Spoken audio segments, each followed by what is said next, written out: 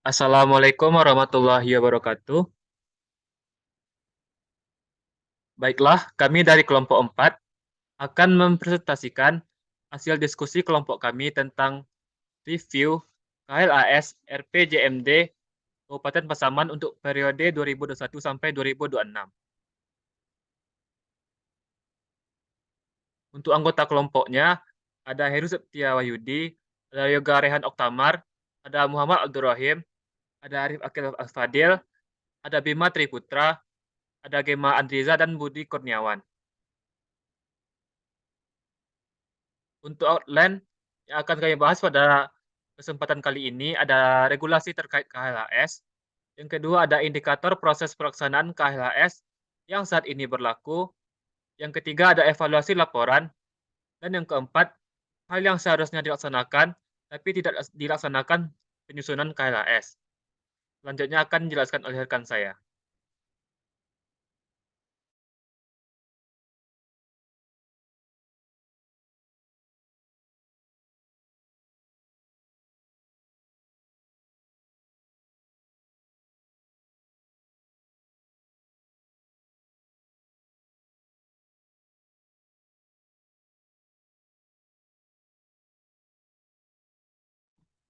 Baiklah, terima kasih sebelumnya kepada moderator. Perkenalkan nama saya Budi Kurniawan, BP 7003. Saya akan menjelaskan tentang regulasi terkait KHLAS. Penyusunan Kajian Lingkungan Hidup Strategis atau KHLAS, Rencana Pembangunan Jangka Menengah Daerah atau RPJMD, Kabupaten Pasaman tahun 2021 hingga 2026 dilakukan berdasarkan yang pertama Undang-Undang Nomor 32 Tahun 2009 yang mana tentang perlindungan dan pengelolaan lingkungan hidup, di mana pemerintah dan pemerintah daerah wajib membuat KHLAS untuk memastikan bahwa prinsip pembangunan berkelanjutan telah menjadi dasar dan terintegrasi dalam pembangunan suatu wilayah dan atau kebijakan rencana dan atau program. Yang kedua, Peraturan Pemerintah Nomor 46 Tahun 2016 tentang tata cara penyelenggaraan KHLAS. Yang ketiga, Peraturan Menteri Dalam Negeri Nomor 7 Tahun 2018 tentang pembuatan dan pelaksanaan KHLAS dalam penyusunan rencana pembangunan jangka menengah daerah.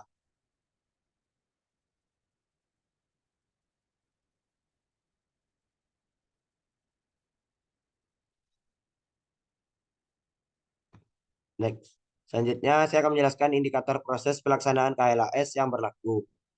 Yang mana ada tiga kondisi. Yang pertama, indikator yang sudah dilaksanakan dan sudah mencapai target nasional atau yang dikenal dengan istilah SS dengan jumlah 69 dengan persentase 33,5%. Yang kedua, indikator yang sudah dilaksanakan dan belum mencapai target nasional atau SB dengan jumlah 84 dengan persentase 40,78%. Selanjutnya ada indikator yang belum memiliki data atau NA dengan jumlah 53 dengan persentase 25,73% sehingga jumlah data sesuai dengan kondisi tersebut mencapai 206.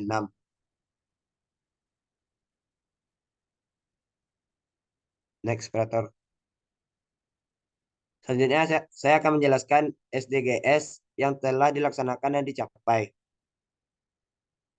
Pada slide terdapat 17 tujuan pembangunan berkelanjutan dengan beberapa pilar, yang mana pertama ada pilar kemiskinan, tanpa kelaparan, kehidupan sehat dan sejahtera, pendidikan berkualitas, dan kesetaraan gender, yang mana termasuk pada pilar sosial. Selanjutnya, air bersih dan sanitasi layak, kota dan permukiman yang berkelanjutan, konsumsi dan produksi yang bertanggung jawab, penanganan perubahan iklim, dan ekosistem daratan yang masuk pada pilar lingkungan. Selanjutnya, pekerjaan layak dan pertumbuhan ekonomi, industri, inovasi, dan infrastruktur, berkurangnya kesenjangan, dan kemitraan untuk mencapai tujuan masuk pada pilar ekonomi. Selanjutnya, perdamaian, keadilan, dan kelembagaan yang tangguh masuk kepada pilar hukum dan tata kelola, yang mana jumlah dari indikator ini mencapai 69. Selanjutnya dilanjutkan oleh rekan saya. Oh, baiklah, untuk indikator yang tidak memiliki data, yaitu berjumlah total 53 indikator. Next. Selanjutnya itu ada diagram alir proses pelaksanaan KLHS. Yang pertama itu untuk penapisan. apakah perlu dilakukan studi kajian lingkungan strategis, menentukan konteks dan data dasar, konteks kelembagaan, isu-isu permasalahan lingkungan hidup, keterkaitan kebijakan. Yang kedua ada pelingkupan, ruang lingkup KLS, studi data dasar, isu-isu keberlanjutan pembangunan, dan sasaran KLS. Yang ketiga alternatif KRP atau kebijakan rencana program. Tujuan untuk sasaran KRP, identifikasi dan perbandingan alternatif KRP, analisis KRP dan alternatifnya KRP lain. Selanjutnya yang keempat itu analisis lingkungan, evaluasi dan evaluasi dampak KRP. Interpretasi data, evaluasi dan perkiraan dampak KRP, fokus dampak, tidak langsung dan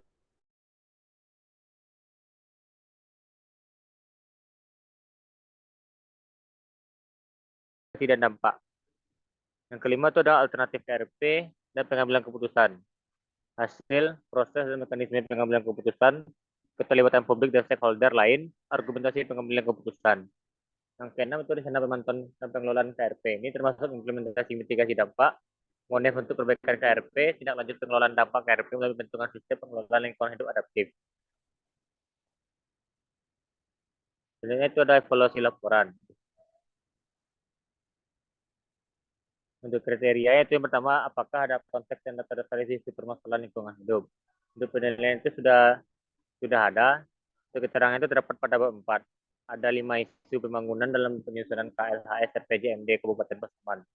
Beberapa di antaranya masih rendahnya kapasitas pengelolaan sampah, masih rendahnya kualitas air, tingginya alih fungsi lahan. Kriteria yang kedua itu apakah ada penjelasan ruang lingkup, isu-isu keberlanjutan pembangunan dan sasaran KLHS. Itu penilaian itu sudah ada. Keterangannya itu terdapat pada bab 4. Beberapa isu itu masih tingginya prevalensi anemia pada ibu hamil, presentasi rumah tangga yang memiliki akses terhadap layanan sumber air minum layak dan berkelanjutan, presentasi rumah tangga yang memiliki akses terhadap layanan sanitasi layak dan berkelanjutan. Next. Selanjutnya itu ada tabel dan data dari bab 4.5 dan tabel 4.16. Ini akan dijelaskan oleh rekan saya.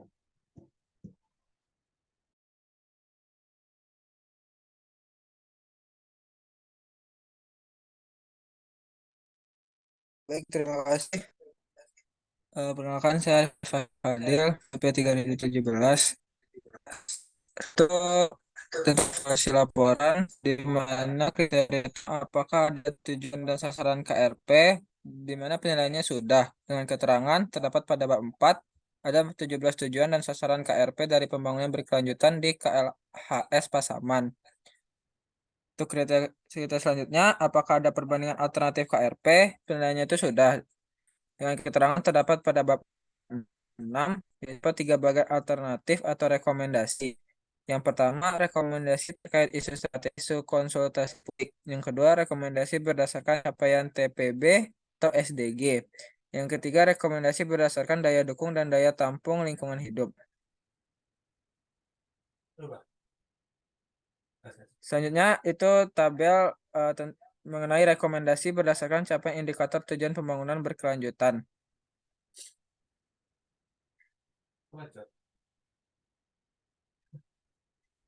Kemudian selanjutnya, untuk kriteria selanjutnya itu apakah ada interpretasi data, yaitu penilaiannya sudah, di mana terdapat pada bab 4.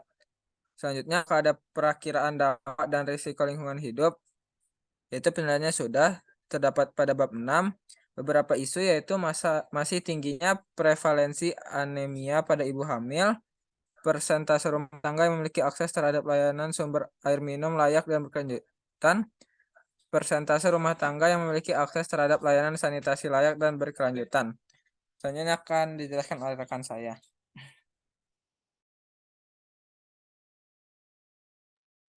Baik, selanjutnya sebelumnya perkenalkan saya Yoga Utama, BP 2010-2010. Selanjutnya itu penilaian isu pembangunan berkelanjutan paling strategis dan prioritas. Di antaranya yang pertama kriteria apakah isu pembangunan berkelanjutan paling strategis sudah disepakati oleh pemangku kepentingan berakar masalah dan telah disampaikan dengan jelas, dengan penilaiannya itu sudah. Dan Yang kedua itu apakah identifikasi isu strategis telah sedikitnya mempertimbangkan yang pertama itu karakteristik wilayah dengan penilaian sudah, yang kedua itu tingkat pentingnya potensi dampak dengan penilaian sudah, yang ketiga itu keterkaitan antar isu strategis dengan penilaian sudah, yang keempat keterkaitan dengan muatan kebijakan, rencana dan atau program dengan penilaian sudah. Yang kelima itu muatan rencana perlindungan dan pengelolaan lingkungan hidup atau RPPLH dengan keterangan sudah. Next. Selanjutnya itu evaluasi laporan dengan pertama kriteria alternatif KRP dan pengambilan keputusan dengan penilaian sudah, dan keterangannya itu di bab 4 analisis tujuan pembangunan berkelanjutan, 6 rumusasi alternatif dan rekomendasi, dan lampiran 5 yaitu terdapat pertimbangan muatan dan konsekuensi rekomendasi perbaikan untuk pengambilan keputusan KRP yang mengintegrasikan prinsip pembangunan berkelanjutan. Yang kedua itu analisis pencapaian TPB atau SDGs di Kabupaten Pasaman dilakukan dengan menyandingkan antara target indikator TPB atau SDGs yang tertuang dalam Peraturan Presiden RI nomor 59 tahun 2017 yang terdiri atas 4 kategori. Yaitu yang pertama sudah dilaksanakan dan mencapai target. Yang kedua itu sudah dilaksanakan belum mencapai target. Yang ketiga itu belum ada data. Dan yang keempat itu bukan kewenangan. Selanjutnya kriteria rencana pemantauan dan pengelolaan KRP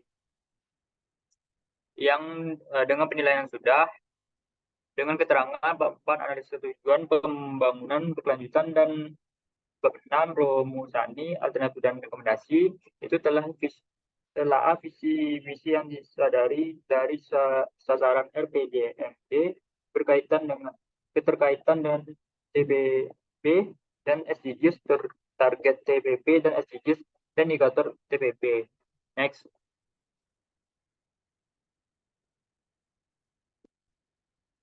Berikutnya itu ada tabel telah visi misi terhadap tujuan pembangunan berkelanjutan. Yang pertama misinya itu meningkatkan kualitas keimanan dan ketakwaan terhadap Tuhan Yang Maha Esa serta meningkatkan peran lembaga adat. Dengan sasaran itu meningkatkan pengamanan ajaran agama, dan sasaran kedua itu meningkatkan peran LKAM, KAN dan Bundo Kanduang.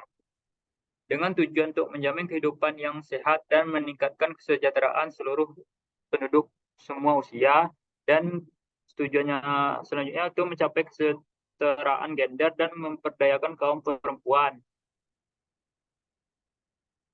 Dan berikut adalah target-target serta indikator yang tertera. Dan kemudian yaitu misi kedua meningkatkan kualitas sumber daya manusia. Untuk sasarannya itu meningkatnya tingkat pendidikan masyarakat dengan tujuan mengakhiri kemiskinan dalam segala bentuk dimanapun.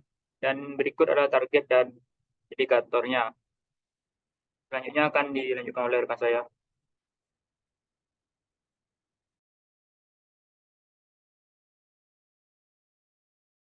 Baik, terima kasih kepada rekan saya. Sebelumnya perkenalkan, nama saya Giman Giza, BP 2010-94-2023. Saya akan melanjutkan materi berikutnya. Berikutnya itu pada tabel 61, rekomendasi berdasarkan capaian indikator tujuan pembangunan berkelanjutan TPS atau SDGs, di mana pada indikator yang pertama itu terdapat SPM kesehatan, yaitu yang pertama itu ada prevalensi anemia pada ibu hamil, PNSB dan OPD-nya Dinas Kesehatan. Arah kebijakannya itu meningkatkan pengetahuan ibu hamil terkaitnya penting gizi ibu hamil. Kemudian indikasi programnya itu peningkatan kegiatan promosi dan preventif. Berikutnya indikasi program itu peningkatan saran dan pesanan terkait ibu hamil. Berikutnya itu peningkatan KIE atau komunikasi informasi edukasi. Itu dengan program berdasarkan Permendagri tahun nomor 19. Pertama itu program pemenuhan upaya kesehatan perorangan dan upaya kesehatan masyarakat. Kedua itu pemberdayaan masyarakat bidang kesehatan. Yang kedua itu arah kebijakannya meningkatkan pembinaan pengelolaan pelayanan kesehatan ibu hamil dengan indikasi program, pengamalan penanganan kasus dan peningkatan pelayanan, dan programnya berdasarkan Permendagri, program sedia informasi Alkes dan Makmin. Kemudian dikasih program berikutnya itu peningkatan kapasitas SDM dan dalam rangka penanganan kasus terkait. Berikut itu pengoptimalan pencatatan dan pelaporan dengan program berdasarkan Permendagri. Yang berikutnya itu program peningkatan kapasitas SDM kesehatan. Berikut itu ada angka kematian, ada indikator angka kematian balita dengan capaian SB, OPD Dinas Kesehatan dengan arah kebijakan meningkatkan perbaikan gizi balita.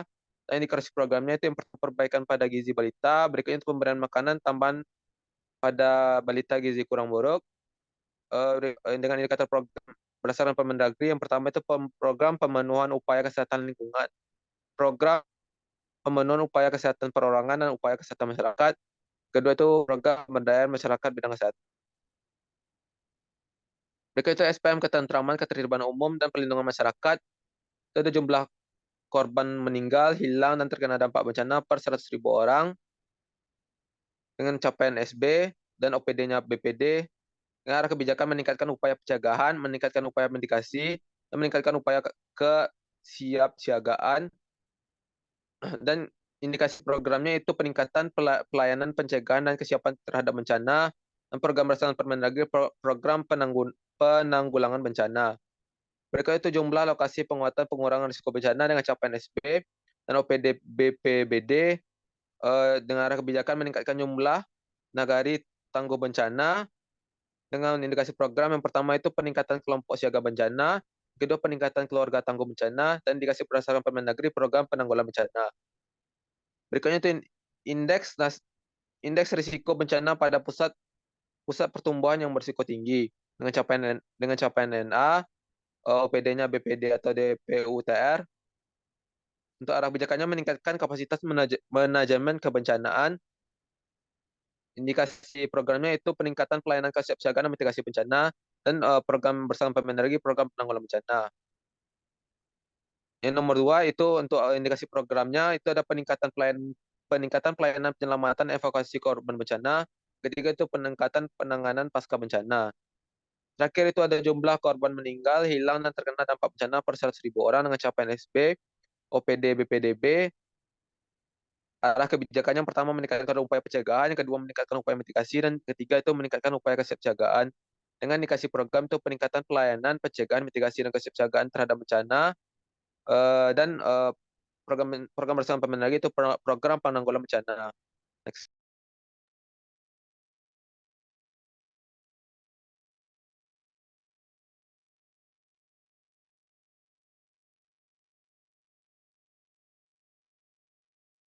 Berikutnya itu hal yang seharusnya dilaksanakan tapi tidak dilaksanakan penyusun KLHS. Selanjutnya akan dilanjutkan oleh rekan saya.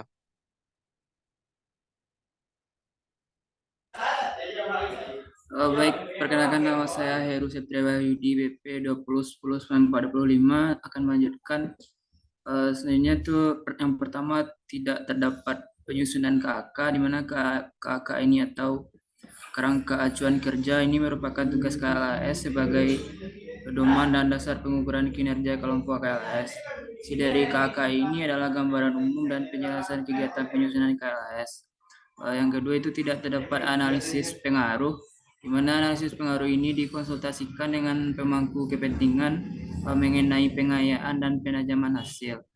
Analisis ini merupakan tahapan dari pengkajian pengaruh kebijakan, rencana, dan atau program terhadap kondisi lingkungan hidup dan pembangunan berkelanjutan.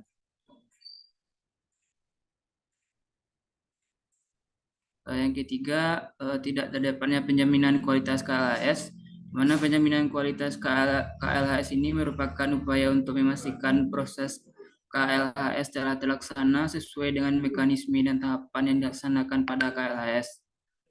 Oleh karena itu, diperlukannya penjaminan kualitas terhadap kajian lingkungan hidup strategis dalam kebijakan, rencana, dan program pembangunan.